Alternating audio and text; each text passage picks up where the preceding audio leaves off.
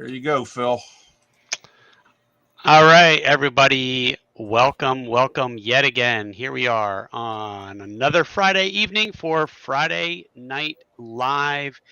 November 14th, folks, we are getting ever closer to the fateful dates of January 15th to the 18th to celebrate Page 3. And as always, I am joined yet again by the Page crew, the lovely Jennifer Cash, the effervescent Ed Stark, and the ever grouchy Ron Meisker. Yes, curmudgeonly, forever curmudgeon. Yes, that's there what you go. I'm known as. Yeah, but Oscar the Grouch. He's got a new haircut this week. Yeah, you get a little buzz on the side there, looking good for the people. Very nice. I'm trying. I go to a barber now because I haven't been able to get into my normal barber up in Philadelphia, and I'll just say that they have to use Google Translate to ask how I want them to cut my hair. Yes, I wish I were kidding, but I'm not. Just bring in a picture. And show it to them. There you go. No. Picture speaks 1,000 words. They pull out the Google Translate, and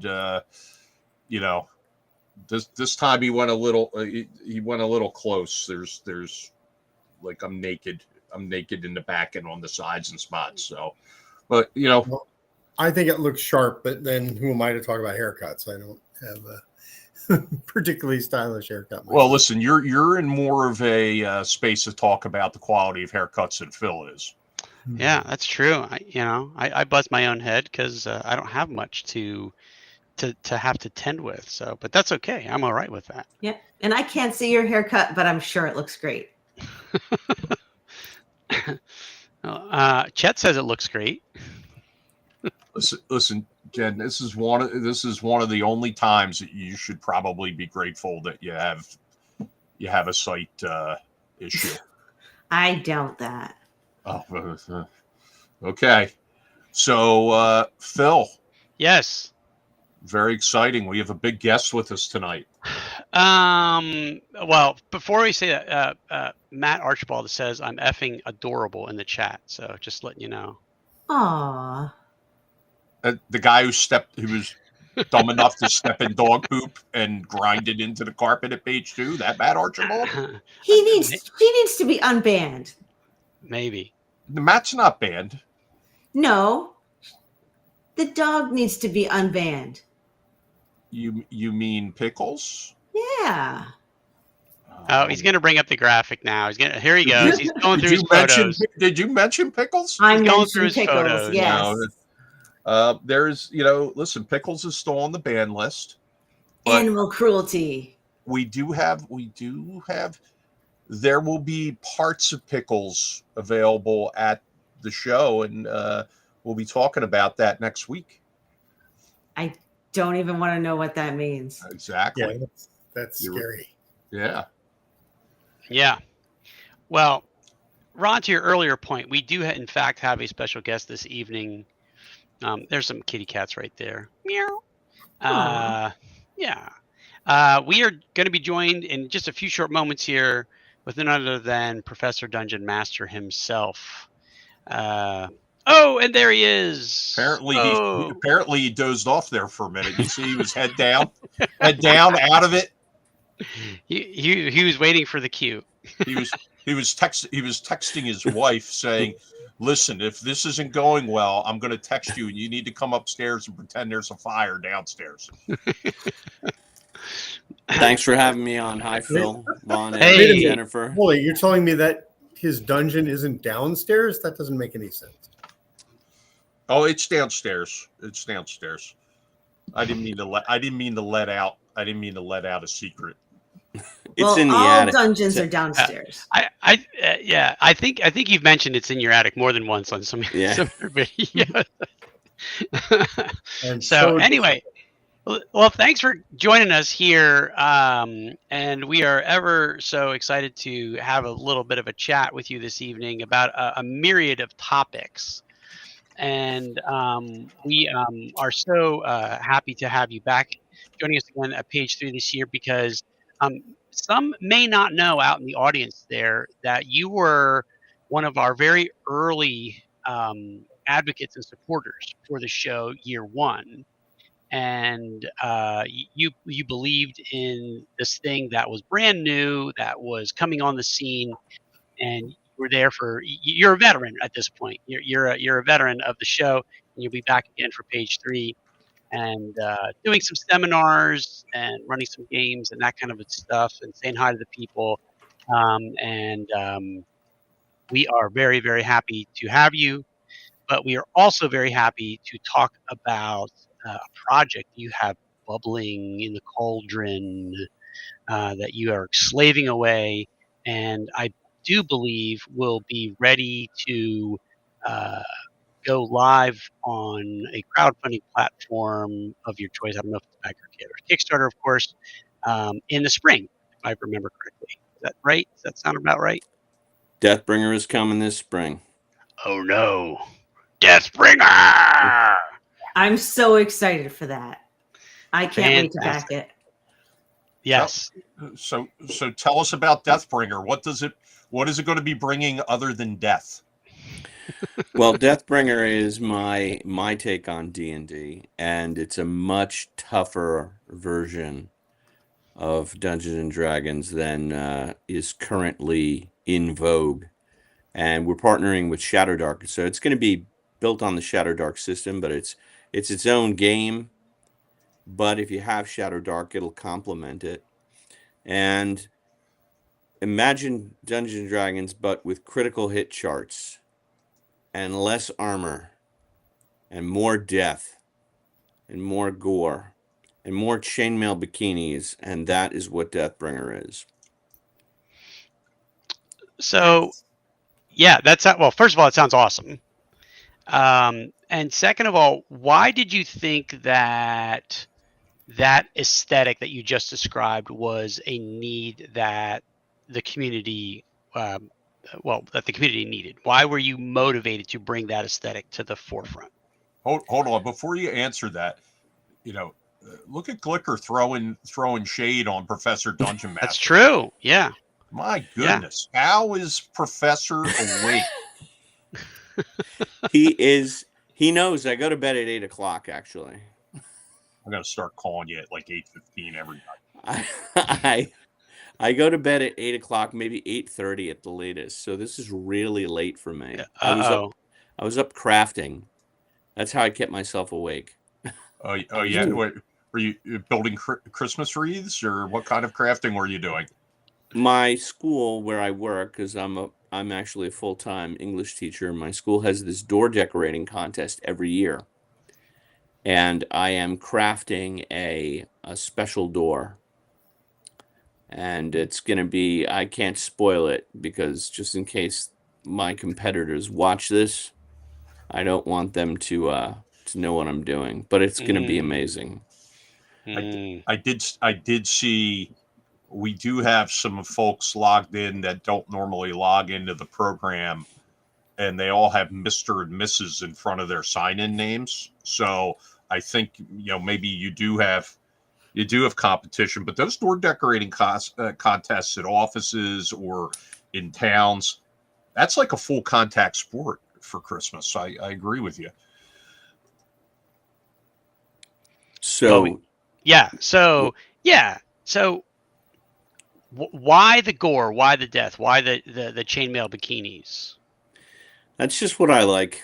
It's just what I like. So with DungeonCraft, I never planned out anything except like I'm gonna make videos that I like. And the early ones, I showed people how I ran Keep on the Borderlands, and I did a very gory version of Caves of Chaos, where all the monsters are like mutants and they're humans, and they're bandits, and they've got diseases, and people just dug that. And so they kept asking, like, when are you going to do your own game system? And then I just think that it's counter programming, right? Because D&D has gotten, at least the art, much of the art is very kind of whimsical,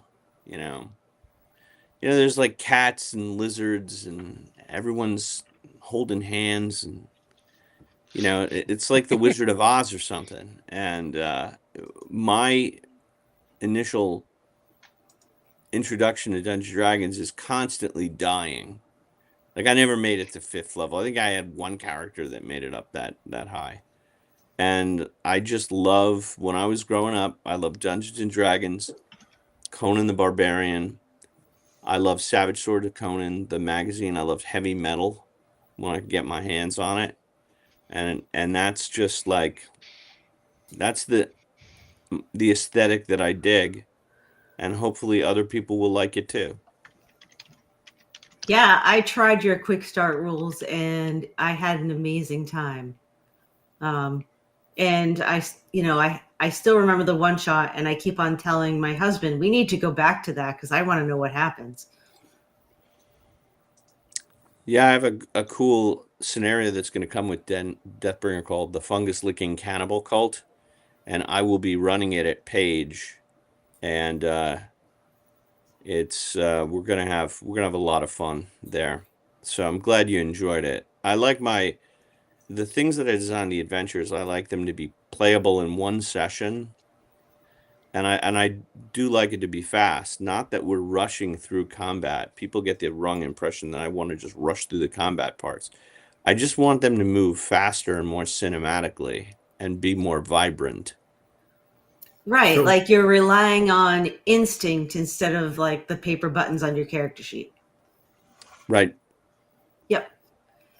One of the things that I really enjoy, and you mentioned crafting earlier. I know we were talking about doors and everything, but making things more vibrant. I've been doing a lot, last couple of years, getting into actually crafting terrain and things. So I really appreciated videos and stuff about the stuff they do. I know that you're into that sort of thing, and I was wondering if there are any tips you can give for somebody who's kind of just getting started in this that you use to bring some of that to your table.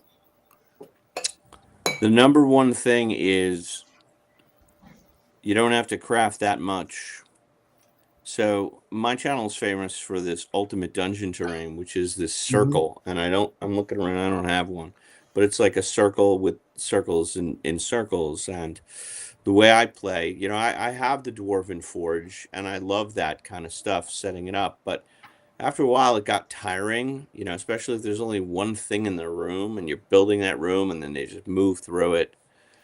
And then they're sort of on one end of the table. People can't see what's in the room on the other end of the table. So I made that circle so that you could put the characters in the middle and just build the monsters in the room around them, whatever the environment is. So my advice is start with Ultimate Dungeon terrain and make that look cool. Just the cool floor sets the tone. People feel like, if you were in a dungeon, you wouldn't see the walls necessarily because it'd be dark. So I think that you could do a lot with Ultimate Dungeon terrain with just a little bit.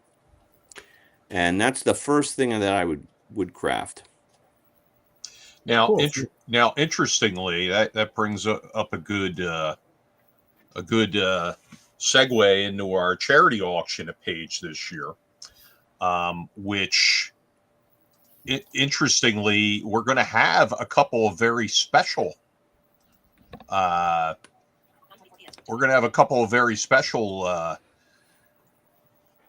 Pieces of your terrain in that auction that you donated. I gave you some? No, you didn't give us any. Now it's Oh. not in the auction anymore. No, you gave us 2 pieces of circular terrain that you built for your program when you reached a certain amount of subscribers each time. I guess you must have had a program where you said, okay, we're going to make one of these. Do you remember? Yep. Okay. Yeah, now I remember. Yeah, I know one of them was 20,000 subscribers. I don't know what the second one was. It was some other subscriber number. But we have them on our auction list for this year, and we're pretty excited about what they're going to bring in for our gamer assistance program. Cool. That's awesome. So Now, I do have one question. So, do you, when it comes to Deathbringer, do you use him at your table? Like, I know he's a staple of your YouTube channel, but do you ever use him at the table? No. No? No. Deathbringer is really an amalgam of a bunch of different characters. You know, everyone's gotten that guy in the group that is just like not with the program. You know, the game master's like, I have this amazing new campaign idea. Everyone is going to play a courtesan in 15th century Venice. You know, so everybody's Matt Archibald is in. He's in. He's in the chat. I know he's in for that game. Yeah. And then and you got to be some sort of courtier or courtesan, and it's like a espionage game. And then there's always one guy that shows up like, what's your character? I'm Deathbringer, you know, the anti-paladin or whatever. And it's like, that's totally not, you know, Seth Skorkowski calls it the 13th warrior syndrome because of that movie. There's a bunch of Vikings and then, you know, one Arab mathematician. And that's the genesis of Deathbringer. It's like, especially my buddy Tom, who just never played anything that fit in. We played the Dragonlance modules, and you're supposed to play, you know, you get to be Tanis and Karaman and whatever. And he wanted to play his own guy, and he thought Goldmoon was hot, and he murdered Riverwind in the first session. And it's just like justifiable. Yeah. And it's just like he wasn't with the program. I ran DC Heroes for him. He was Batman, and he was like in Gotham Central Park, and he saved this, you know, this nurse was mugged walking home, and he just like slit the bad guys' throats with the batarang, you know.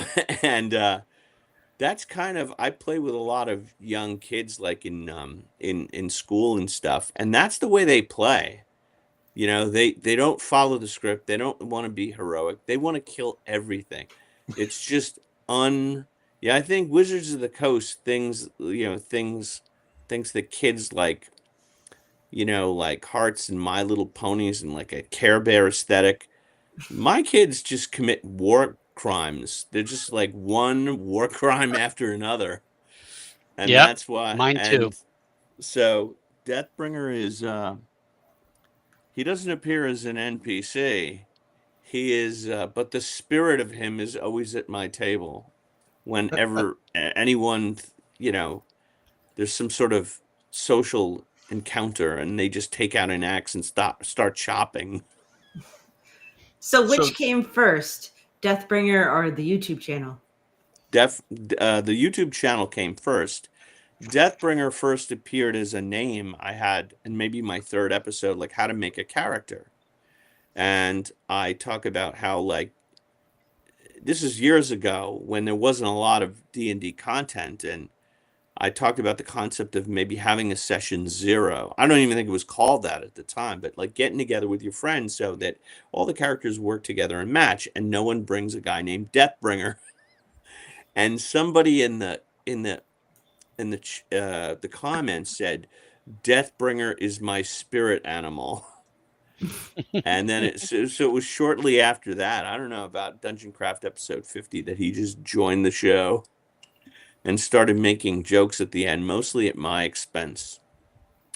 But he's definitely in the game. In the game, there will be stats for Deathbringer, and you can meet him.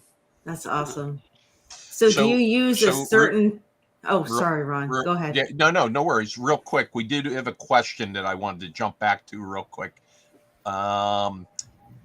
Is there going to be any third-party content or adventures for Deathbringer? I hope so. I want to include with the Kickstarter, I want to include a lot of adventures. I'm inviting some of my YouTube friends to write them. And the whole idea of using Shadow Dark as the system is to get more third-party content, because there's a lot of third-party content for that game. And right. I want people to design scenarios for Deathbringer. Right. And I'm pretty sure that'll happen. Yeah, you know, I would say that your followers on YouTube are pretty stoked. I mean, you know, I was at Gen Con in the front row for your intro with seminar with Kelsey Barron and Steven, and that was standing room only. And there were a lot of very enthusiastic people there that had a lot of questions of the system and seemed to really be excited about the potential of what this system could bring. And I think the choice of putting it on a Shadow Dark chassis was the right choice. I think it's going to, I don't know if it's the proper analogy, but like Borgify Shadow Dark, you know, it's very common now to do that. But I mean, it's an interesting premise. I do think it's actually very fascinating how in such a short time, Shadow Dark has become kind of the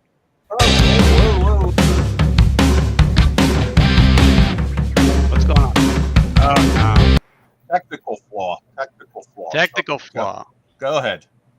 I was saying I think it's fascinating how Shadow Dark in such a short time has become sort of the spin-off place for things like this. Dark Space by Derek White, and now Deathbringer, and there's been Western versions and all this other stuff. It's fascinating. It's kind of funny because when you first announced Deathbringer, I immediately thought of Frank Frazetta's Death Dealer art. And it's interesting because I don't think the concept is all that far off from that sort of thing, especially hearing you describe it. Who is doing your art for your book? Well, Hanker Infernal, right? Brandish Gillum designed the Deathbringer helmet. All right, so he's doing some art, and Stephen Glicker is getting the artists together who will illustrate the book. But and I do want to have a Frazetta-like aesthetic. Definitely. I'm gonna my position is that Deathbringer is as different from Death Dealer as Deadpool is from Deathstroke, and Wade Wilson is from Slade Wilson, even though they have the same costumes. So I try to stay on characters. Yes, yeah, they're totally different characters. I try to stay on the good side of the Frazetta family. They're wonderful people. Mm-hmm. I didn't mean anything bad by it. I thought it was more like a sort of one element to take an homage from. I mean, there's obviously other influences too. It's just what I immediately thought of, and it sounds like your concept is not far off. It's kind of funny, and I have a friend who produces films in Hollywood, and she says that the best pitch is always it's this meets that.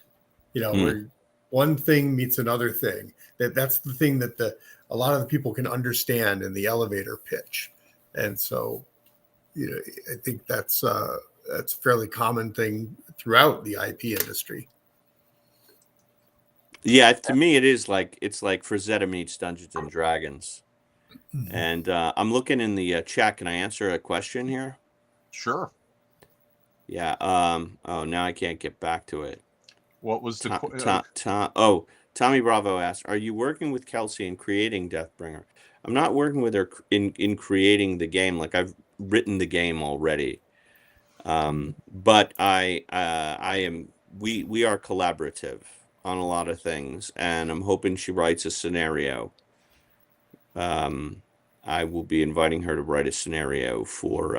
I've written stuff for Shadow Dark, and I'm hoping she writes a scenario for Deathbringer. So that's where that's going. I can confirm that it's written because I saw a manuscript of it almost a year ago now when I visited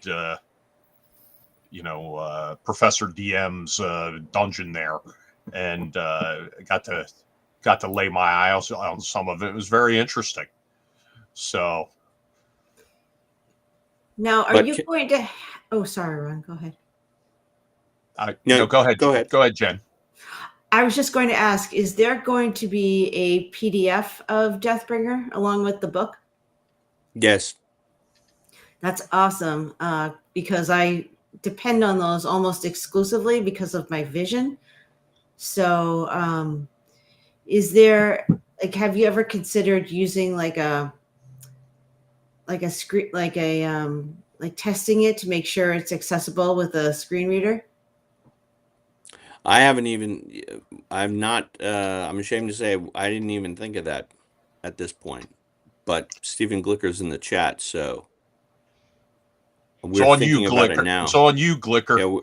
Yeah, we're thinking about it now. I don't know anything about, publishing or anything like that.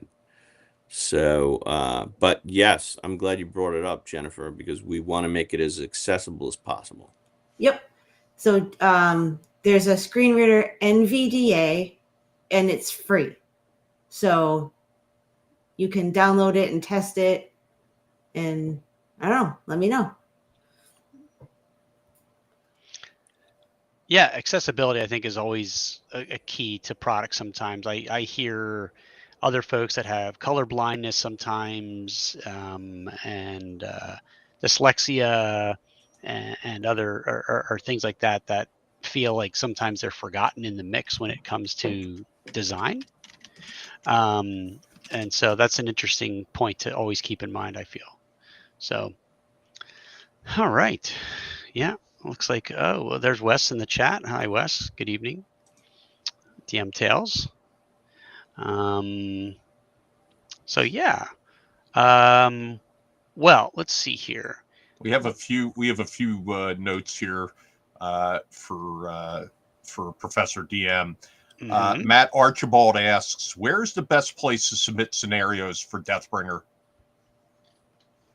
That's a good question. I go to Roll for Combat, Stephen Glicker at rollforcombat.com, because the book will have a scenario written by me and maybe more than one. And then there's going to be zines. I think that most of the zines, I've invited writers. I'm inviting writers to do that. And then once the game comes out, I think there are going to be a lot of opportunities for people. You can go to DungeonCraft, the Facebook group, and you'll be able to post your own scenarios, put them on drive-through, and just do it that way. So that's the advantage of with the licensing that we're going to do. We're going to make sure that everybody gets a chance to design for it. And the actual products, which we're still talking out, like, we're going to have zines with scenarios, which is probably, and those will probably be filled up by invitation only. But I want people to design a lot of stuff for Deathbringer, and I think once the game comes out, that's that is going to be the ideal time to drop scenarios. And the scenarios are going to be very different. Like, they're very, I don't think I'm spoiling it this much. Everything is on a page. That's part of my style with DungeonCraft, is I'll have a map and everything goes on one page. Maybe a 2-page spread. You never have to flip a page. If you can't describe the adventure in 1 page or 2 pages, I don't want to run it. I want to be able to look at it, prep for the game in 10 minutes, and just see the essential information. So that's going to make it a little bit different. We're also going to be presenting a lot of these maps in isometric form. And it's always like 6 encounters or 6 rooms or 7 rooms or encounters, so that it can be done in one night. I don't like dangling scenarios. I mean, it's cool if you have them, if they happen organically, but I always find scenarios are too long. Like, I hear, oh, we've been playing Curse of Strahd for 55 weeks now, and it's like, what? It's the original Ravenloft was meant to be run in one night. I don't know how For some reason, man, movies got to be 3 hours long or 3.5 hours long, and Dungeons Dragons sessions are always like 5 hours long. And I like it to move faster than that. Got you. So Stephen Glicker checked in, and he says it should be fine with the screen reader. All of the PDFs have native text throughout, so Great. there's your answer. Now I've got a question for you, Dan. What do you think Stephen's Shadow Dark running chops are? No, I think they're great. That's awesome, because we've put him in our Down the Dark Stairway Shadow Dark mega event. We've assigned him to a bunch of time slots.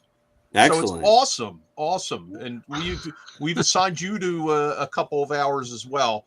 So real excited about that. Now, if you don't know about this event, folks, it's a convention long event, and we're going to have Kelsey, we're going to have Professor DM, we're going to have Stephen Glicker, Baron Durop, Mike.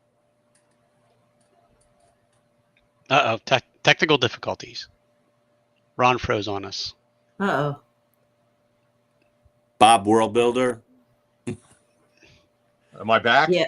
You're back. Yeah, you're back. You're back. Okay, so we have many special guests that are going to be running throughout the weekend for an 2-hour session, maybe 2 encounters, whatever it is. But we're not going to reveal when the guests are going to be there to ensure there's not going to be like a rush on the event. So we've got heavy registration all weekend, and happy to report that since Stephen had some free time, he's going to be one of the guest GMs. Awesome. Congrats, Stephen. Hey, I'm looking forward to it. Okay, so we have some other things here. Before you go on, one thing I would like to mention to people, I'm sitting here looking at the TTE website where you can sign up for Down the Dark Stairway, but it is meant to be a walk up and camp out game. So if you don't sign up, which I do encourage you to sign up for at least a few sessions, you should be able to walk up and play. We've got a lot of tables. Maybe. I mean, it depends on how many GMs are available around the large terrain tables. We're going to turn people away when it hits about 30 per time slot. So, there'll be multiple GMs there. We have Wes Allen here. We've got the Egg Thief has arrived. It's very good. By the way, if you don't know, anyone in the chat, if you don't know, it is going to be played on massive builds of Dwarven Forge terrain. So this is going to be quite an elaborate experience for an attendee to come and sink their teeth into. So please understand it's going to be Shadow Dark on Dwarven Forge terrain, and it is going to be really special. We are hoping this is going to be one of our signature events going forward. So, to the point that we were saying, you want to get in there and you want to sign up for a couple slots. It's going to be really cool. Yeah, if you look at like Thursday, for example, the first event, there's only 1 of 30 tickets available, and those people can camp out. I mean, if they want to keep playing. So, yeah, I urge people to sign up for them. Yeah. Right. Now, in fact, we have our lead GM for that event, Anthony Simeone here. He's just arrived. He started to go into convulsions when Ed said, well, just walk up, don't sign up. He started to go into convulsions. I didn't say don't sign up. All right. So Dan, or Professor DM, let's get you to check in on this. So last year there was a Boston Terrier who came to the convention, and the Boston Terrier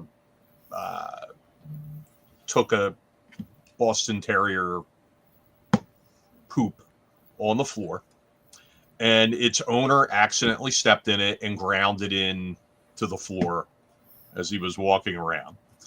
So the dog's name is Pickles, and Pickles, it has been subsequently banned from Page. Do you have any thoughts on Pickles being a Page again? Do I? Yeah, you didn't have any. You didn't know this question was going to come up? No.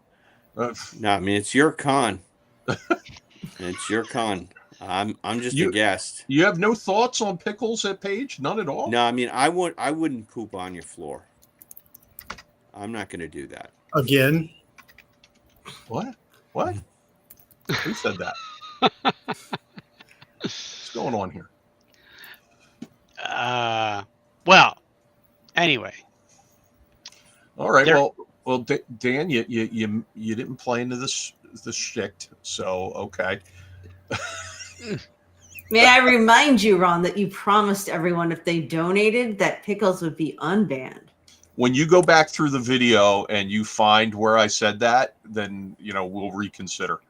Is that what we're supposed to do? If we donate to charity, Pickles can come back? Exactly right. Oh, okay. Yeah.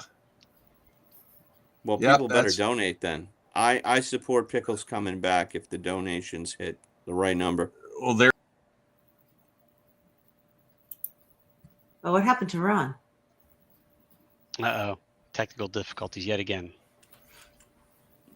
We're all here, though, right? Everybody. Yeah, we are. Yeah. It's Southern Jersey. It's Southern Jersey. Yeah, it's that wacky Southern Jersey internet.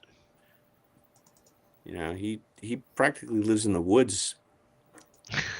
It's true. It is true. Still banned. So, here's where Pickles is right now. The Pickles update is Pickles is still banned at this time, and the people failed to support Matt Balance GoFundMe for his cancer treatments. So that means you don't love Pickles enough. Just throwing it out there. What, 1 + 1 = 2, right? Do I have flawed thinking? What's going on here? I was looking at the event schedule here, and there is, folks, a Deathbringer preview that will be at Page. I am so excited for that. I signed up for it already. I see. I'm looking at the attendee list already. That is on Saturday at 12 o'clock in the afternoon, where Professor will be joined by Stephen. And it says Stephen and friends, so there might be more. So you're going to have to stop by and see who's there. Stephen has no friends. Let's be honest. Oh, boo. Oh, wow. Man. Wow, that was rough. That's harsh. That was rough. Yeah. But yeah, so, if you really want to find out the nitty gritty about Deathbringer, of course, we were talking about it here, but you want to hear it from the horse's mouth, right? You want to stop by that panel and get all the dirty details. So that'll be fantastic. All right. We do have a comment here, or a question. Professor DM, what are the biggest ways that Deathbringer diverges from the base Shadow Dark rules? So Deathbringer provides additional classes. So the Deathbringer is a class. He's not a warrior. They're a cult of genetically, magically enhanced warriors. So Deathbringer provides additional classes. Wizards have to tattoo their spells on their skin. That's the only way they can get them, is you're either given it by another wizard, you find it on a scroll and copy it, or you find it in another dead wizard and you put the tattoo on. And wizards are hated and hunted. So the more spells you get, the more people are with pitchforks and torches are going to run after you. Those are two big differences. I think the biggest difference is the death mechanic. So there's no death saves. When your character dies the first time, they pop back up a round later, and they get an exclusive they get an exclusive feat that can only be gained by dying. And then I think they lose like you lose a finger or something. And then the next time you're killed, you get, you could lose a hand or a foot, but you gain another feat that is exclusive to you have to die first. You have to be reduced to 0 hit points. And then the third time you die, you're dead. So your character, the more times they get reduced to 0 hit points, that's the only way to get the best feats. You can't just choose them off a list. So what this is going to do is encourage people to be brave. Like, instead of holding back, and the mage cowering and calculating, how do I cast a spell, but, I'm going to stay 5 feet out so I can cast a spell on him, but he can't hit me.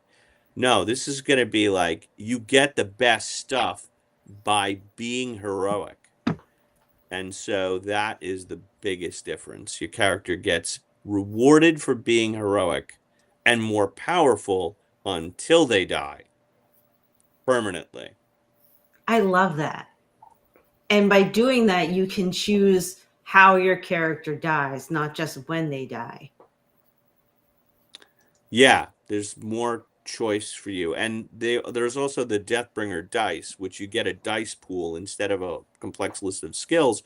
You get this pool of special dice, and you can spend them to add to your D20 rolls to make it a success. You can increase your damage. You can decrease damage coming in on you. So you do have more choice as to when you meet your demise. And you also can hoard those dice and really do amazing things. Like, just when it counts, you can kill that monster, that dragon, that ogre. And so it's like kind of spongy like that. And I like games that are a little bit spongy and not so cut and dry, because I think they're more fluid. So those are the biggest ways that Deathbringer differs from Shattered Dark. And someone else, I think Anthony asked, is there going to be a wider Deathbringer world? Yes, and we're going to reveal that, because there's going to be more than one Deathbringer book, especially if the first one is successful. The first one is going to be more like Shadow Dark, and then, Shadow Dark was successful, so she did Shadow Dark Western Reaches and expanded the world of Shadow Dark, and I'm going to follow that same formula. Okay, we have a ton of stuff in the chat here. I'm just kind of sorting through. Oh my goodness, let's see. Good one from DM Tales that just popped up. I will say one thing. We have a lot of viewers online tonight. If you haven't already given the Philadelphia Area Gaming Expo's YouTube channel a like and a subscribe, please do that. Take the time to do that. We would appreciate that. Oh, let's see. How about Shadow Dark by Actual Torchlight? No, that breaks fire code at the convention center. Let's see. Oh, my goodness. I think Tommy Bravo 4 asked, is there a wider campaign world planned? Yeah, that would be the second book. Yeah, I think. So DM Tales says, "Oh, the hunted wizard thing sounds cool. Can you have characters with spells tattooed on them if they aren't that class?" No. That's wizards. That's what they do. They're the only ones that can collect the spells. So it gave me an interesting thought, though. I was kind of thinking like a Wizard of Thay thing or something from Conan, where a wizard could have minions where they've tattooed their spells on their minions and use their life force to cast the spells or something, so that they could have essentially a larger spell book. Yeah, that's something that will happen with players and DMs, and they will expand the world. Wizards are greedy, though. They don't like to share their spells. Usually you have to be apprenticed to another wizard. That's another thing, like where you know, in Dungeons and Dragons, you just get the spell. You level up and you get the spells, and you get a menu of apparently all the spells. Like there's no spell control. Oh, that guy's 5th level. Let's give him the ability to burn down a whole city. No, you have to have a mentor wizard that gives you the spell and determines that you're responsible enough to cast Fireball. So you have to do a lot of groveling for your mentor wizard, or you have to go into dangerous dungeons and get the spells. You know, because wizards are secretive and they don't even like sharing them with their apprentices. Yeah. So is there, you know, my thought is that I would create an extremely fat wizard, you know, who just eats and eats and eats, is like a nemesis type NPC, because he wants to make his body bigger so he can put more spells on it. Yeah, that's the kind of cool thing that's going to happen. Yeah. So I think Knucklebones has already wrapped up our Trollord Games gift certificate for the evening. Hashtag Keep Pickles Banned. So it's going to take a lot to beat him out for the Trollord Games certificate. Oh, let's see. Ron is going through. I'm scrolling through. Oh, there we go. Orange Cat Games. What do you think of Orange Cat Games there, Professor? What do they make? They're fine makers of old school fantasy products. One's coming to Kickstarter soon. What is it? Tell me all about it. Well, we'll talk offline. We'll talk offline. Okay. I sent you a text about it. So, let's see. We already talked about that. Let's see. Leo's here. We got Chet Minton. Uh-oh. What's going on? I'm having some technical difficulties again. Question for Professor Dungeon Master. Have you changed the Shadow Dark death mechanics, or are they nail-biting enough already? I think we've answered that, correct? Yeah, we answered that. It's going to have its own death mechanic. The problem with, Shadow Dark, too, it's got a number of death mechanics, and they're optional. The death mechanics are optional. You can play Shadow Dark where you die at 0 hit points, like in old school games. The problem with death mechanics in general, I find, is that they are boring. Like now you're reduced to 0 hit points or less. What do you get to do? Everyone's doing these cool things and these spells and these combos. What do you get to do? You get to roll a die. And if you succeed or fail, you get to do it again. And then you're sitting there out. You're removed from the game for 3 rounds. A lot happens in 3 rounds of combat unless you're dead. You know, and so you're just laying there bleeding out while everyone does fun, cool stuff. That's why in Deathbringer, you get up the next round and you can keep fighting. And actually, here's another one. This is another cool rule. When you die the last time, if you're over 5th level, you keep on fighting until the fight is done. You're just dragging your entrails all around behind you. And you're going to die. You're mortally wounded. But you get to finish the fight. Because that's cool. That sounds so epic. I think it was last week, my character chose, she knew she was going to die. She knew she couldn't win the fight, but she still managed to take down the Spectre organization, which is like Big Brother. And she just, she saved the party. So everyone else got to walk away. She passed away, but everyone else got to walk away. And I thought, if I'm going to die, I'm going to go out and I'm going to do something cool. I'm going to do something heroic. That's awesome. That's the kind of play I want to encourage with Deathbringer. You know, not that you're cowering and protecting your character, that's not fun. Yeah, exactly. That's not fun. You want it, going out in a blaze of glory is cool. There's a wizard spell called Thermonuclear Fireball, right? And you can only cast it once. And you win, but the whole party's dead. Ooh. And they can't come back. Because the range, it does it does atomic bomb damage to anyone within 30 feet, but that's you. Yep. So everyone goes. So that sounds interesting. Boy, you're going to have bad guys using that. Like, oh, you think you're going to kill me? Let me explain to you what's going to happen here. Will there be 6 stats based on D20, or will it be different? Yes, it's going to have 6 stats. The traditional 6 stats. And that was, you mentioned, I think Ed mentioned earlier, the Borgifying of the role-playing game world, where there's so many Merc board games, and that's exactly what I wanted to do. I had to, I went with Shadowdark because of its tremendous popularity and how it's like D&D. Anyone that plays D&D will immediately grasp the concept of Shadowdark. But, there's something about those 6 stats with Dungeons and Dragons that is just iconic, and it covers all the situations. And 4 stats just doesn't seem like it's enough psychologically. And, even some, strength and constitution could really be combined. Like, why are they 2 different stats? But they are, and people like it that way. So that's one of the reasons I did go with the 6 stats. We agonized that and my patrons have been through it, where I reduced to 3 stats and then 4 stats. And I went back to the 6 because Dungeons and Dragons is like a universal language.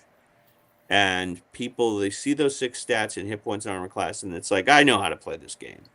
And that's what I wanted. I wanted it to be as people just could sit down and play it, and they don't have to read a lot of rules. All right. We have another question. What inspired the use of tattoos for wizards? I don't know. I just thought it was cool. It was cool. It's cooler than, like, you got a book. That's all right. But the thing about the tattoos, and it's part of the Deathbringer world too, like part of the lore is that I've always wondered about fantasy role-playing games. If you have wizards that can cast fireballs, why are there kings? Why don't the wizards just take over? Like, they're so much more powerful than everybody else. And the answer is, if you had a world like that, the kings would hunt down the wizards to make sure that never happened. Right? Right. So I wanted to build in a fail-safe that wizards, well, you can get more powerful, but you'll be recognized and people will hate you. And there's even a class, the witch hunter, that all they do is hunt down wizards. Yeah. And they get bonuses to kill them. And the whole thing is, like, we got to keep the wizards' population under control so they don't take over. Well, that's what drew me to the Grimscribe in your quick start rules. I saw the tattoos and I'm like, that's cool. That's what I'm playing. And right away when we started, like, we weren't even 5 minutes in and the door was already busting open. Witch hunters were looking for me. It was just so awesome. Cool. So Tommy Bravo 4 says he's going to make a Deathbringer character that just his whole purpose is to go around and skin wizards, and he's going to name the character Buffalo Bill.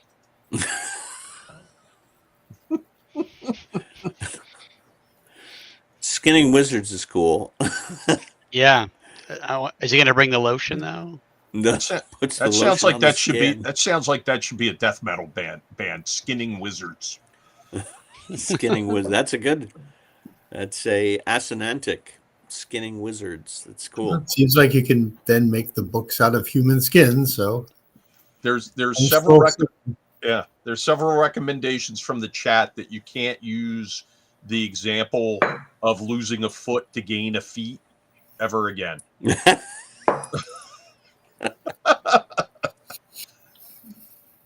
So let's see. Got one of his payers that fight to the death. It's pretty cool. I'm going through the chat is on fire here. We got Troy Allman from Cannibal Publishing here. He's weighing in. Tommy Bravo 4 asks, why do you all think the rise of old school dangerous TTRPGs are gaining popularity? Someone else can weigh in. I got my theory, but someone else can go. I think they're more fun. I mean, if you have lower hit points and, there's high stakes and, you can die in 3 rounds, then it's going to be more impactful. You're going to act instinctively. I think that's definitely part of it. Yeah, I mean, I've said this before. My club at school, I've completely converted over to Shadow Dark. Started out with 5e a number of years ago, and last year I decided to just pull the plug on it and introduce them to Shadow Dark, and they are completely all in. And I check in with them often to see what they, if they want to go back to 5e, and not a single kid says yes. They like it, but this is what they typically tell me. They tell me that the turns are faster, and because the turns are faster, they're more engaged, they're listening more, and it seems more fun and in the moment. I think it's an interesting counterculture in a way. When I first started playing D&D back in the original days, and then other games started coming out, it was definitely part of our group's mission to sort of play all the other games. We played, Traveler and Metamorphosis Alpha and Villains and Vigilantes and all this other stuff that was coming out. And by the time I was getting ready to go to college, we hardly ever played AD&D at all, because that was what the masses played.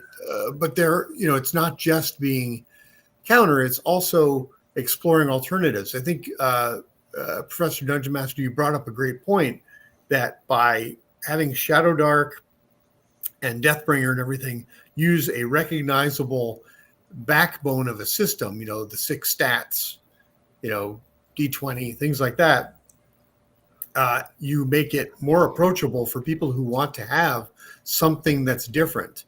If Wizards of the Coast is going with D&D and saying, hey, we're going to create a large campaign-driven system, you're talking about how Ravenloft became a campaign as opposed to a one-night adventure, then it is, almost imperative on players to explore other options, to play something more fast-paced, more deadly, or more, what a different taste is.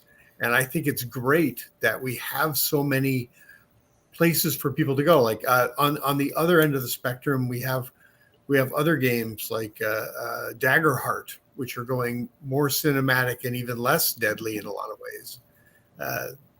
So yeah, I think that having something like Deathbringer and Shadow Dark and Dark Space and all that as a counter is very important to the industry. Glenn Finney has a good idea here.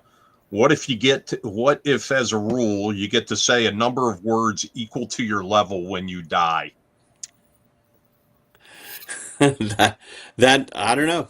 That's a rule that we might play test. You do get to have a death speech, though. You do get to have a death speech. That's part of the rule. But yeah, a certain amount of words. That's something we might play test. I see. June Solar says, this is all because we become risk averse. That's what happens when the lawyers take everything over. Risk aversion. I think actually. So the idea that a player gets to keep fighting until the battle is over or whatever. Do you have any epic villains who have a similar sort of thing, or do they just play by different rules than the players? They will have, like, epic villains will have their own things. Like when they get to go to 0 hit points, so round later they're going to get up again. If they win the initiative, they can give a speech, and it can be long, and it could be a 10-minute speech, and the players can act. If they win the initiative, the players, that is the villain's power to give a speech. Because when you have a villain, you're like, you got this, epic speech. Don't you want to know why I did this? Or you and I, we're not so different, you and I. They have the main villain speech, but the players don't care, and they just roll for initiative, and they just try to kill him. Yeah, I actually wrote it into the rules where you have to listen for some villains. But yeah, they will have cool, like, Monologue. one-off powers, like, monologue powers. But what everybody was saying, I think that you're all correct, right? It's counterculture. It's Dungeons & Dragons is too slow. It offers so many choices, mainstream D&D, that by the time you get to 5th level, you got a cheesecake menu of choices. You ever go to the Cheesecake Factory with somebody that never's been to the Cheesecake Factory, and they look at that menu, a spiral menu, and there's just like a million Yeah. options. What's good here? And there's like too many things. And then Jennifer, what you said too about hit points. What experienced players understand, after you've played these games a while, you start realizing that the stakes are bigger if the hit points are lower. And Yeah. that's counterintuitive, though. I think that it'd be interesting if Phil has found this, but I find it, many kids that play these games, and including me and my friends, they want to accumulate power and inflict that power on monsters and sometimes helpless townspeople. Like, it's a power fantasy, and they want to build a character that could do all these things. But then as you mature, you realize that's not really fun. It's more fun when your character is weaker and facing impossible odds.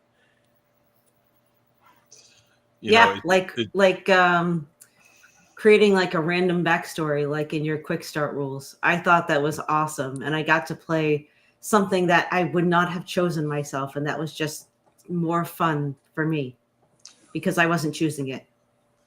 It's interesting about you have to listen to the bad guy.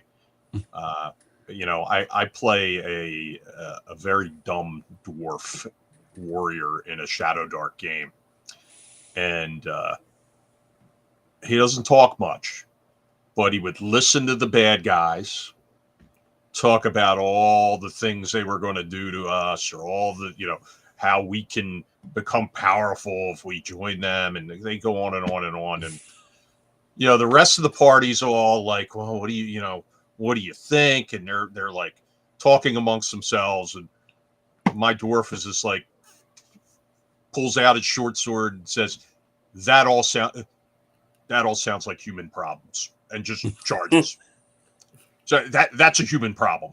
It just moves forward. We have some very thoughtful comments coming in the chat here.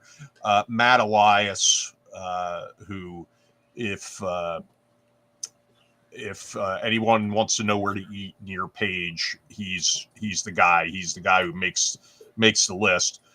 He says, because games without stakes are less fun, I also think there's a generation that came into fantasy with Game of Thrones and is used to the idea that anyone can die at any time.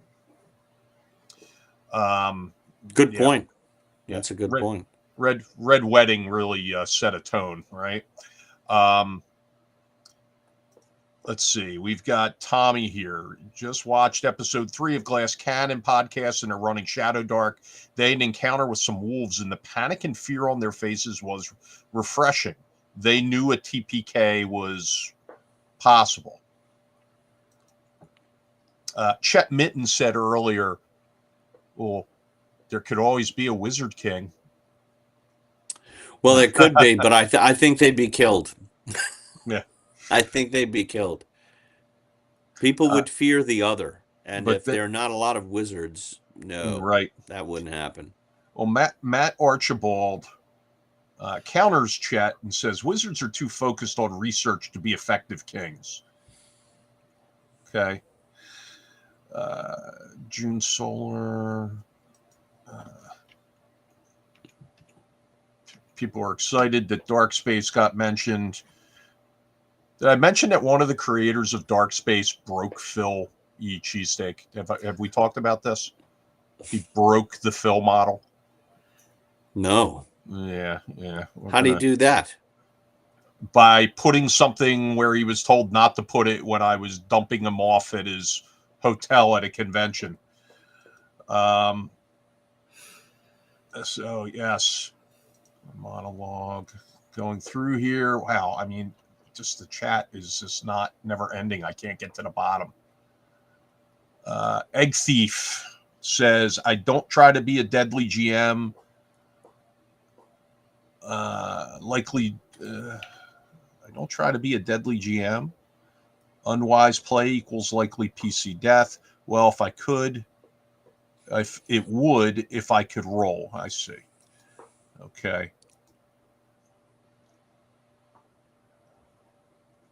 There you go. Matt Archibald, truer words have never been said.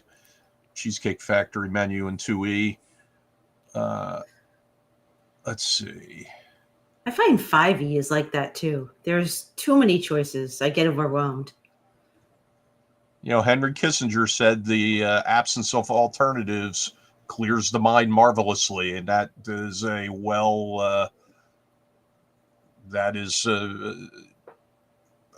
what else can you say about that? I mean, it's right on point. So I'm playing in the Dungeon Damsels game and rolled a subpar character. The DM asked if I wanted to reroll. Nope. Perfect for me.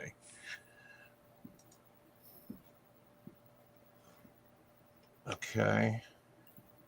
Game of Thrones. Game of Thrones also prepares players for garbage conclusions. Yes, I agree with that. Oh.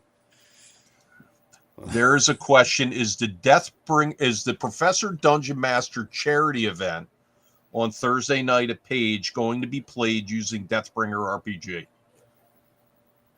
Yes. It says that right in the description. So yes. Oh my goodness. Oh, here we go. Lich or mummy lich or mummy tattooed head to tails sounds awesome. Works better for the mummy because they can just wrap their spells up. Lich kind of runs out of places to tattoo. That's true. They become bone after a while. Where do you have to have like a thrall or a familiar to write them on your bones. Mm-hmm. Yeah, Right. yeah. All right. Well, this is well past the professor's normal bedtime. Does anybody else have any questions they want to shoot out at the professor before we let him go? I have a question. Go ahead, Jen. So we all have those characters that we get attached to, and they stay with us even after, they die. What's the most impactful character you've ever played, and why? In my games, I Yes. mean, as a I don't really have impactful characters. I very seldom play. And I think my wife's character's death, that was really sad. That she had died after a long time. That was impactful. And then I had my buddy Gene. He died in real life, and we had a last adventure for his character. Yeah, I saw that. And that was a very, very moving game. But my characters are usually pretty goofy. Mhm. Like I always play a character that is deliberately useless. I really enjoy those kind of characters that it's the opposite of building a super character. I make a character that just can't, that can't really do anything that you would expect the character to do. One of my favorite characters is an actor in Call of Cthulhu. And all he can do is act. Like, he put all his points into acting. He has no other useful skills. He can't throw a punch. He can act like he can throw a punch. He can act like he can shoot a gun. But he really can't do anything. His credit rating is good. And I love that. I love that guy because he seems like he knows what he's doing, but he doesn't, and that's fun. Yeah. Was that character's name who could act like he could shoot a gun? His name wasn't Alec Baldwin, was it? No, Oh, is that too soon? Man. Is it too soon? It's too soon. Oh. We have one last question for. Well, I have a question for Professor Dungeon Master. One of the events you're running at Page is a seminar that's an AMA. Despite being in the industry for many years, I've never actually run an AMA. And I want to know from any ones of those you've run in the past, do you have a particularly memorable or strange question you've been asked? You know, give us kind of a preview of your AMA. What is an AMA? What's that? Your event. You said put things on the schedule, whatever you want, Ron. That's what you said to me. Yeah. I quote whatever you want. What is no? But what is that acronym? It's an ask me anything. Oh, ask me anything. Mm-hmm. No, I mean I don't remember being asked anything like, you know. It's usually like, well, how do I get my I always get asked, like, how do I get my players to go on, you know, to do what I want them to do? How do I get them to take the hook? You know, and my response is always like, well, you got to just kill them because they don't know that they have to show up. They showed up for a fantasy game, you know, that they're supposed to be the heroes. So they're protagonists. So they should protag, you know. I haven't, but it's generally the same questions. You know, and that's what's cool about role-playing games is like you could be separated and not talk to, you know, you never talked to this person before, but I'm sure like the kids that I run for in high school and the kids that Phil runs for, like they do the same goofy things. Like you got some game like where you spent 30 minutes where they wouldn't go through a door and they argued about. And there was no other place to go but through the door, and they argued about it. It's just like, you know. So, I've never been stumped by a question. Well, I have a quick question, and then there's some questions in the chat. So you mentioned it was really hard when your wife's character died. Was it a cold night in Professor DM's boudoir? Is that what happened? Is that why it was really difficult? No, she was cool with it. She was cool with it, and she was killed by the bad guy, but then the rest of the players had a great time killing that bad guy. Right. So it was a moment of gravitas, and it was moving. All right, and Tommy Bravo 4 asks, monster list for Deathbringer. Is it going to have anything special? Do you have a favorite monster? Well, it's going to have pig-faced orcs, that I can tell you. Pig-faced orcs are coming back. All right, and they don't want to be your friends. You know, they love eating roast babies on shish kebab. You know, they are completely monstrous. And you can't play them in Deathbringer because they're monsters. Right, I got you. Brian Keena says he's going to make skin scrolls. Let's see what else we have here. You know, speaking of Gene, your departed friend, he lives on. He's going to be living on during the Page auction because I believe a lot of Gene's things have been donated to the Page auction. Yep. So that's going to be very, very, very helpful and. Of course, that money goes to help other gamers, especially industry individuals who are, you know, having difficult financial times. So, you know, Gene lives on to help others. That's wonderful. Yeah, I'm really looking forward to that charity auction. He had a lot of stuff, and I'm glad it will go to raising funds for a worthy cause. All right. Let's see. There are a couple other questions here.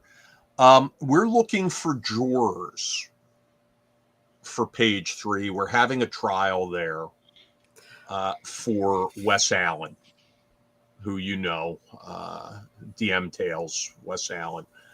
Wes Allen has been accused of egg theft. Eggs were donated to his charity auction at EcclesiaCon, and no one could find them, but Anthony Simeone found them up in Wes's office on a different floor in the building, hidden away. Would you mind serving as a juror during that trial? Me? Yeah, so yes. Yeah, sure. Go ahead. Yeah. Okay, there you go. Whatever helps. Whatever helps Paige. Well, I listen, I'm specifically looking for things that aren't going to help Wes. So, you know, we'll ask some questions ahead of time. I'm going to make sure the jury selection is favorable to a guilty verdict. Let's see. So, do you ever miss being a player? Or are you like strictly a DM? I play every once in a while, but it's got to be really something special. I much prefer being game master because there's always something going on. And that's why when I try to run games, I try to run a game where if we were all playing around a table, you'd all be taking a turn within 60 seconds or 2 minutes. Like nobody would be waiting. Yeah. But once in a while I play. Right. I played what was the last game I played? I think I played Mothership. I played Mothership as a player. Call of Cthulhu. I did play Index Card RPG a couple months ago. So I play every once in a while. I mostly make, kind of goofy comic relief characters when I play. And I like being so fun. Yeah, you got to have a cool concept for me to play a game. It's got to be like a really cool concept, not only a cool system, but a cool scenario. And so I play every once in a while. June asks about a Deathbringer Mini. There's Deathbringer Mini available at Mammoth Factory Minis right now, if you just Google it. And we're going to be making a new Deathbringer Mini to coincide with the game. So, and there's going to actually be a bunch of Deathbringer Minis. There's going to be a line of Deathbringer Minis, just like Mirkborg has minis. Nice. So you'll be able to get your favorite characters in there. We're working that out now. So do you have a date for the Kickstarter? Do you know when it's gonna? I know it's spring, but do you looking know like date? May. Oh, okay. Steven at Roll for Combat says May, so that's what we're doing. All right. Cool. Let's see. There's a question about the page auction. Is the auction online or in person? Tommy, the answer is yes.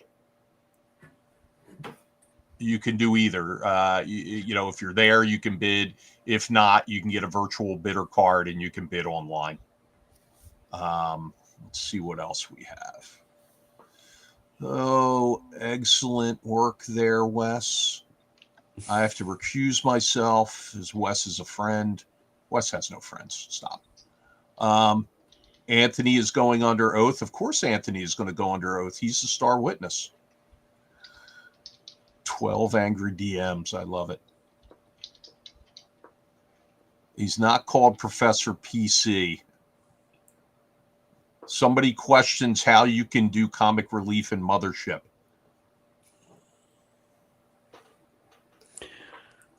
You want me to answer that? Yeah. How do I do comic relief? Usually something like I'll play a guy like, that sounds like Schwarzenegger, and he's like, "Get out! There's a bomb in there," I thought you said he sounds like Schwarzenegger. Yeah. Like my impression. I do like that. I do like characters based on like actors and So that's kind of, that amuses people. Yeah, that was And pretty good. so I played Justin Alexander, who wrote How to Be a Great GM. He was an android in the Mothership game, and he did such a great job of playing an android that, like, he was totally cold, and it's just funny, man. It's just funny. And then in that game, everyone dies in the end anyway, so that's inherently funny. Yeah, it's a great book, man. Yeah, and of course he'll be at Page as well. Yep. Oh yeah, Justin's coming. That's cool. Yeah, I'm actually reading that book right now. Another one of your pals here. Sly Flourish, yeah, Lazy Yes, Dungeon he'll be Master. there as Yeah. well. Yeah. This, I just want to say to the audience, this convention has like the best guests. And the cool thing is, because Page is smaller, they're not all spread out. So like I go to Gen Con, and I see, I'll hang out with Justin, and I'll hang out with Baron and Kelsey, but it takes like an hour and a couple hours and a few phone calls to navigate and find us, but here you're going to see us all together. It's a bit of an effort, yeah, to swim through the crowd too. So it's like you go to those conventions, you might see, oh, there's Professor Dungeon, or there's Kelsey or whatever, but at Page, like, we're all there at the same time. You'll be seeing us all the time. They can't escape you. Is what he's telling. And the great thing is, I've said this before, I'll say it again, the guests almost to a person who've been guests at Page have been awesome. They interact with the convention attendees, and as long as you're not disturbing them when they're eating and their breakfast or something, and bothering them for autographs, but when they're on their downtime, that's great. But when they're at the convention center, everybody's been wonderful, and that's been great. So we have let's see. Tommy says he missed the first Page because of a snowstorm. That's no excuse. You just drive through it. What are you talking about? was in paramedic school for the second Page. Another lame excuse. Your priorities are all messed up. So I got to make number 3. Professor DM turned me on the Page, and he was so right. Well, I appreciate you saying that, and of course. As Phil said at the beginning, Professor DM has been a big advocate of the show since day one, and frankly is a marquee guest, a cornerstone guest, and we wouldn't have the success that we've had in the short amount of time that the convention's been around if it wasn't for his support, and we appreciate it. Let's see. Any other questions for Professor DM before we let him go to bed? I think Phil disappeared there for a while. He must have been dozing off. Yes, Tommy Bravo 4 admits he is weak. We agree. Okay. Jen, any last questions for Professor DM? Any idea? Because I know, I understand that, you have paired with Stephen Glicker from, on that Battle Zoo Kickstarter. And I'm really excited about that. I did end up backing that. Any idea when we could see play testing of Deathbringer? That's a good question. I asked Stephen Glicker that 2 days ago. And the answer is as soon as possible. It's going to be early in 2026 because we are going to do play testing, and early 2026, I imagine, so we can get the rules changed if they need to be changed, and we get the feedback. Steven seems to be of the opinion that he and Mark Seifter can. The game's already written, but it's got to be Mark Seifter of Pathfinder, he's going to be taking a pass at it, and then Steven's got to format and stuff. But those guys crank out books, so it seems like we'll have enough time. But yeah, playtesting early 2026, I imagine the packets will go out. Steven's going to be in charge of that too. Awesome. I am really looking forward to that. All right. All right. We had a question. Was there still room to run a table at Page? Okay. I misread that, Mage's Musings. Yes. If you get in an event by the end of the weekend, we'll figure out a way to fit that in. So, we need something to replace some of the events that don't sell, because that happens every year. We have events that just don't pick up tickets. So we'll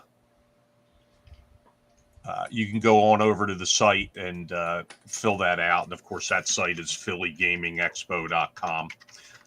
Professor DM, thank you very much. I have sent you a text, which I'll talk to you. Maybe I'll give you a call tomorrow and I'll talk to you about that. Yeah, absolutely. And thank you for all the time you've given us tonight. And obviously everybody was very excited about your appearance, because the chat was on fire all night. So that's good. Thanks for having me. It was a lot of fun. Yeah. All right. Do you want to say anything before you go? Do you want your last monologue? A la Deathbringer RPG, characters fading away to the next world. Give us your departing monologue here. Go to deathbringer.com and make sure you sign up and get for the newsletter, so you're informed. And you can also find us on DungeonCraft Facebook and Patreon. I got a lot of cool stuff for patrons, and I appreciate them. All right. Thank you very much. That wasn't very dramatic, though. Is that how your Deathbringer's character is going to go out? Sign up at deathbringer.com. There you go.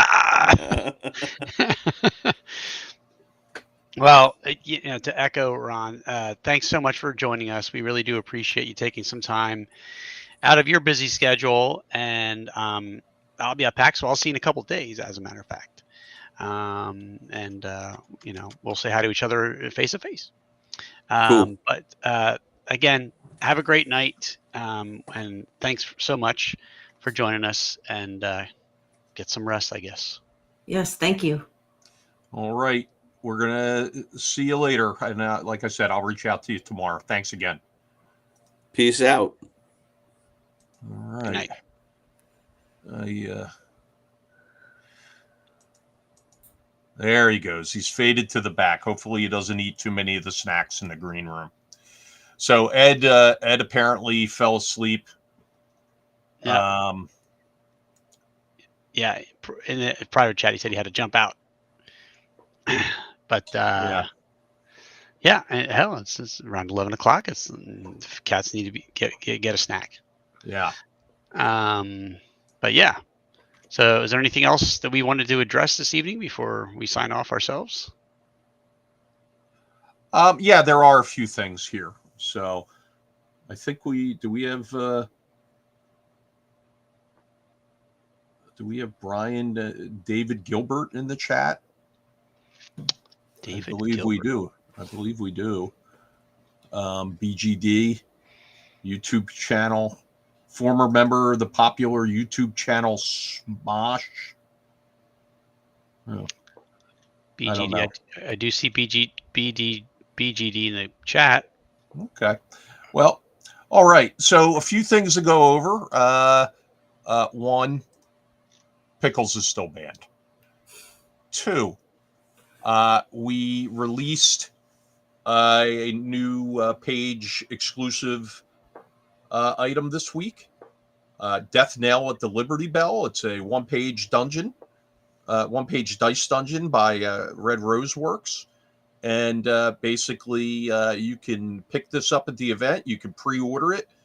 There are a limited number of these available, and it's right up Professor Dungeon Master's alley because it's a one-page dungeon, and it's very easy to follow. And Rose Nickel did a great job writing it, and we're very happy about that. We're down to the final few days. We haven't done that many discount codes this year, but we did one called Tell a Friend, where you can share the discount code Tell a Friend with your folks, and they can save 10% on any badge type to page. That expires on Monday, so please share it out. Let people know, and 10%. That's more money that you spend in the vendor's room. We've got the folks from Flag Bearer Games are going to be out in our vendor's room. This is a new vendor. They are a publisher. They publish Nations and Cannons. It's a Revolutionary War period RPG based on 5e rules. Ooh. I looked through this past weekend. I was out at Fall In and spoke to the owner, and it's a nice looking slick book, nice looking system, support products with it. I was very happy when they told me they'd be coming to page. We always try to bring you if it's going to be retailers, they're going to be big retailers, the best out there, like Games and Stuff or Mr. E's, but we try to bring in publishers, and these guys fit the role, and we go there. Our Troll Lord Games certificates, I think we're going to give that to Tommy Bravo 4. If you can reach out to me on Facebook, we're going to give you a $25 gift code to Troll Lord Games' website, and you can buy some Castles and Crusades or some amazing Adventures, right? Is that the other one they do, Phil? Yeah, AA, yeah, Amazing Adventures. Right. So we have a few things going on there, and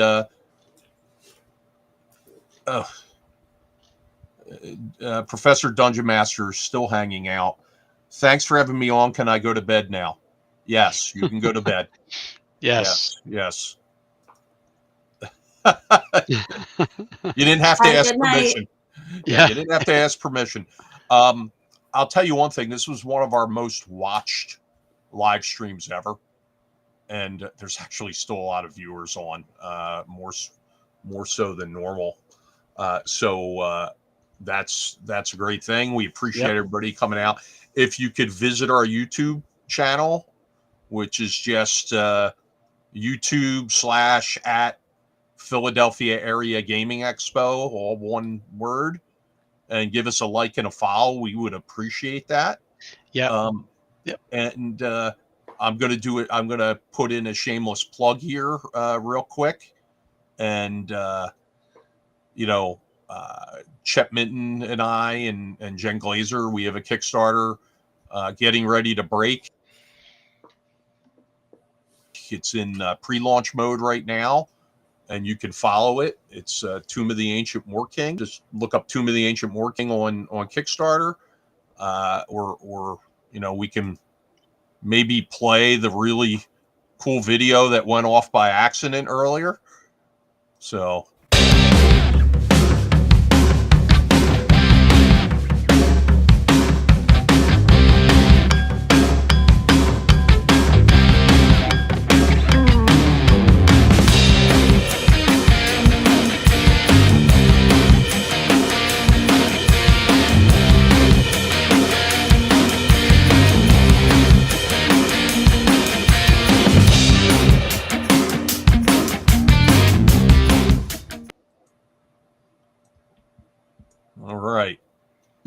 And with that, we're going to do a quick round of auction stuff that we're going to be adding to our auction soon.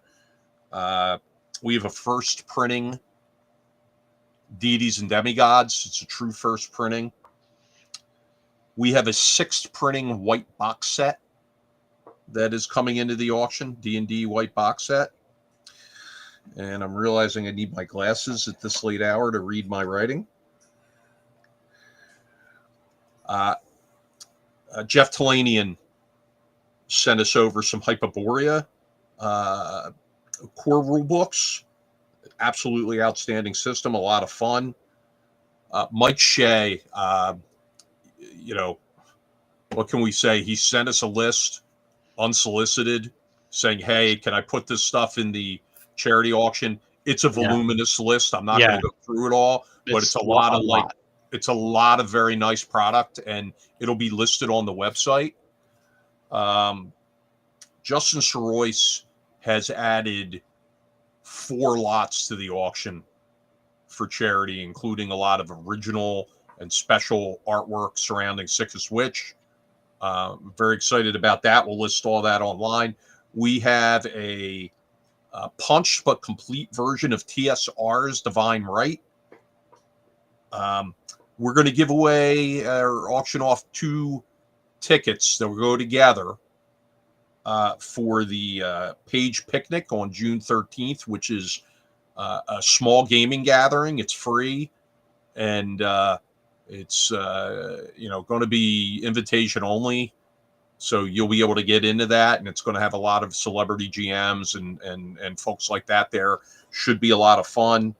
And artist Dan Smith, who's done a lot of RPG work, has done a lot of video game art. He was kind enough to send us a few things.